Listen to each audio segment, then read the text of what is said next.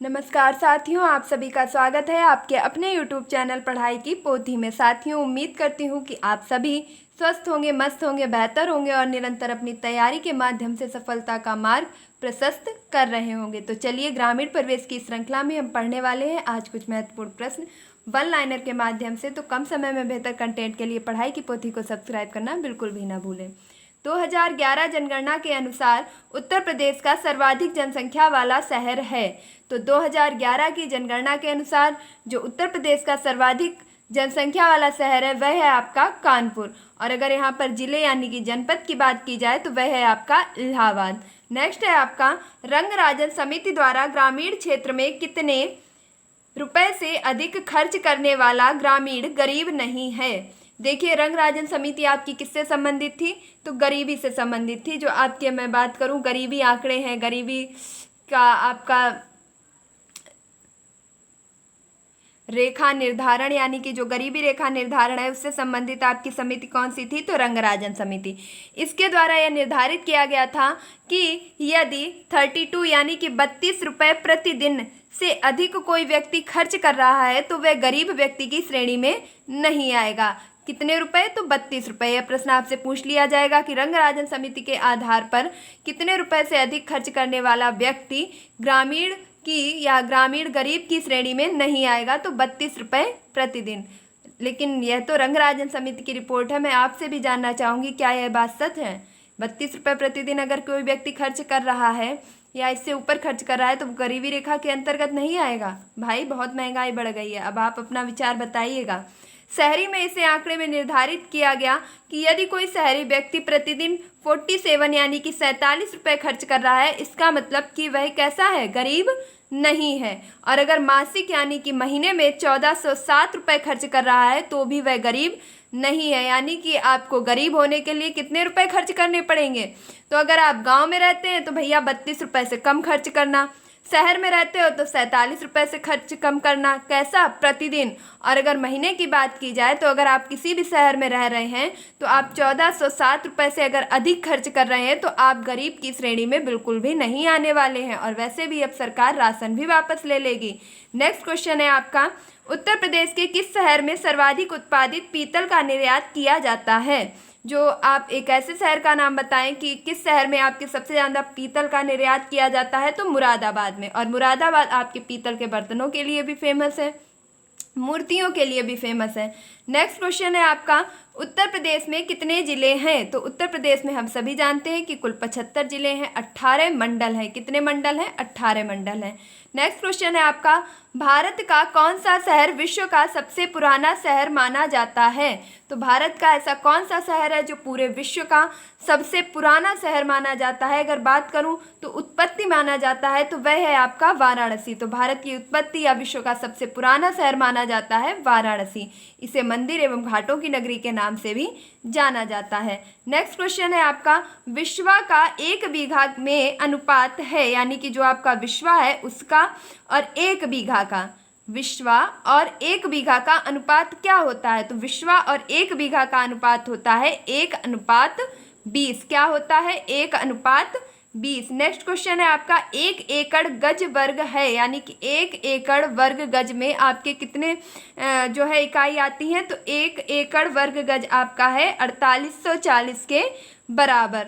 Next question है आपका, अब सभी कुछ प्रतीक्षा कर सकता है किंतु कृषि नहीं।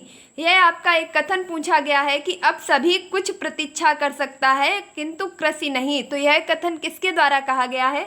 देखिए, एक कथन मैं आपको लगभग डेली ही करवा रही हूँ। मैंने पिछली वीडियो में आपको बताया था कि भारत की आत्मा गांव में निवास करती है या भारत गांव में निवास करता है। यह कथन किसने कहा था? तो महात्मा गांधी ने। अभी आपसे कथन पूछा जा रहा है कि अब सभी कुछ प्रतीक्षा कर सकता है किंतु कृषि नहीं। तो यह कथन आपका कहा था पंडित जवाहरलाल नेहरू ने। नेक्स्ट क्वेश्चन है आपका, केसर का उपयुक्त भाग है, जो केसर है उसका प्रयोग किए जाने वाला जो भाग है वह है आपका वर्तिकाग्र। और यह सबसे ज्यादा कहाँ पाया जाता है? तो जम्मू कश्मीर में। नेक्स्ट क्वेश्चन है आपका, महाजनी प्रथा का उल्लेख सर्वप्रथम हुआ? तो महाजनी प्रथा का जो उल्लेख है वह सर्वप्रथम आपका किया गया शतपथ ब्राह्मण में। महाजनी प्रथा का उल्लेख सर्वप्रथम कहाँ किया गया? शतपथ ब्राह्मण में। और यह किससे संबंधित है? तो यजुर्वेद से। यहीं पर एक प्रश्न और याद रखिएगा कि जो आपके ग्राम शब्द है इसका उल्लेख किस वेद में किया गया है? तो ग्राम शब्द का उल्लेख आपका किया गया है ऋग्वेद में। नेक्स्ट क्वेश्चन है आपका, ललित किसकी उत्तम किस्म है? देखिए, कृषि से संबंधित सभी प्रश्न बहुत ही ध्यान से पढ़िएगा, ये आपसे पूछे जाएंगे। तो ललित किस्म किसकी उत्तम किस्म है? तो ललित आपकी अमरूद की उत्तम किस्म है। ललित किस्म किसकी है? तो अमरूद की है। और अमरूद के लिए आपका सबसे ज़्यादा अगर बात करूँ कौन सा प्रसिद्ध है जिला, तो इलाहाबाद जो है आपका, जिसका वर्तमान नाम प्रयागराज कर दिया गया है, वह आपके अमरूद के लिए प्रसिद्ध है। और इसे अमरूद का जीआई टैग भी दिया गया है। इसमें क्या पाया जाता है? तो विटामिन सी। और सर्वाधिक उत्पादन भारत में होता है, और भारत में भी किस जगह? तो इलाहाबाद में। इलाहाबाद का सुरखा अमरूद विश्व प्रसिद्ध है, इसके लिए इसे जीआई टैग भी दिया गया है। अगला प्रश्न है आपका, कृषि कार्य में लगे ट्रैक्टर की आवाज़ कितने स्तर से अधिक नहीं होनी चाहिए? तो जो भी आपके कृषि कार्य में ट्रैक्टर लगे होते हैं उनकी आवाज़ कितने डेसिबल से अधिक नहीं होनी चाहिए? तो 90 डेसिबल।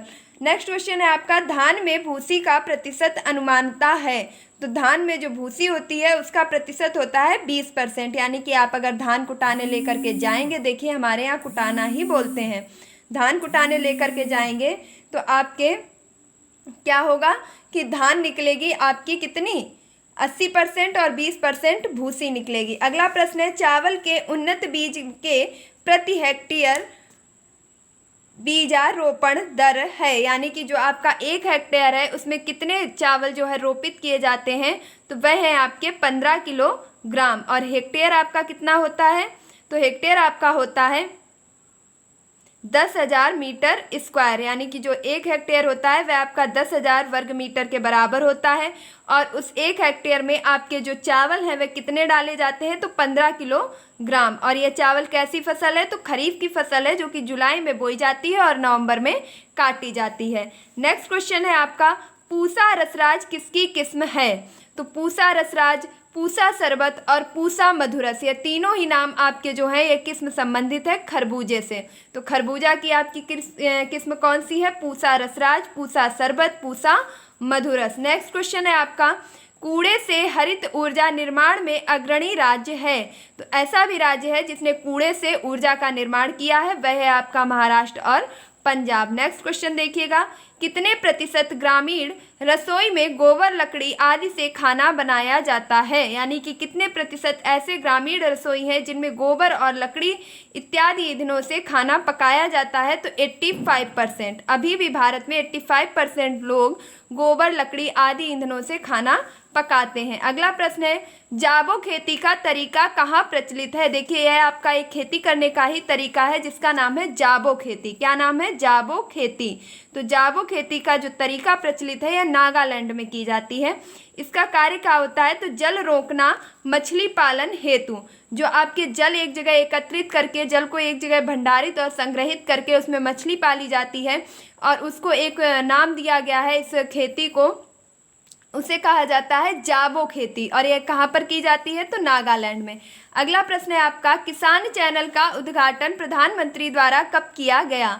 तो किसान चैनल का उद्घाटन प्रधानमंत्री के द्वारा 26 मई 2015 को किया गया। किसान चैनल का उद्घाटन कब किया गया? 26 मई 2015 को। जाबो खेती आपकी किससे संबंधित है? तो मछली पालन से। कहाँ पर की जाती है? नागालैंड में। कूड़े से हरित ऊर्जा कौन बना रहा है? महाराष्ट्र और पंजाब। अभी भी आपके ग्रामीण घरों में कितने % लोग ईंधन और लकड़ी से खाना बनाते हैं? तो आपके 80%, 85% लोग। अगला प्रश्न है आपका, सर्वाधिक कटाई किस मिट्टी से होती है? तो आपके मिट्टी के प्रकार कितने हैं? तो मिट्टी 8 प्रकार में बांटी गई है और जो सर्वाधिक कटाई होती है बलुई व रेत मिट्टी में होती है। सर्वाधिक कटाई किस में होती है? तो बलुई व रेत मिट्टी में। रेगुर मिट्टी किसे कहा जाता है? काली मिट्टी को। इसे कपासीय मिट्टी के नाम से भी जाना जाता है। इसका निर्माण आपके लावा के निकलने से होता है। अगला प्रश्न है आपका, भारत में कुल कृषि संचित क्षेत्र है? तो भारत में कुल कितने प्रतिशत कृषि संचित क्षेत्र है? तो 55%, यानी कि 55%। अगला प्रश्न है आपका, प्रदेश में प्रचलित धरातल माप का तरीका है? देखिए, इस क्वेश्चन का आंसर मैं आपको नेक्स्ट वीडियो में बताऊंगी। अब आप क्या करेंगे कि जो भी मैंने आपको पहले का वीडियो बताया है, जो भी क्वेश्चन उसमें करवाए हैं, आज करवाए हैं, तो प्लीज़ इन चीज़ों को रिवाइज करते रहिएगा। यकीन मानिए ये आपकी परीक्षा के लिए बहुत ही महत्वपूर्ण साबित होने वाले हैं। तो प्यारे साथियों, अगर आपको यह वीडियो पसंद आया, अपनी परीक्षा की दृष्टि से महत्वपूर्ण लगा, तो प्लीज़ इस वीडियो को लाइक शेयर करना बिल्कुल भी ना भूलिएगा। और अगर आपने अभी तक चैनल को सब्सक्राइब नहीं किया है तो प्लीज़ इसे फटाफट से सब्सक्राइब कर लीजिएगा। मिलती हूँ अपने नेक्स्ट वीडियो में ग्रामीण परिवेश के अन्य महत्वपूर्ण प्रश्नों के साथ। तब तक के लिए खुश रहिए, मस्त रहिए और पढ़ाई में निरंतरता बनाए रखिए। धन्यवाद।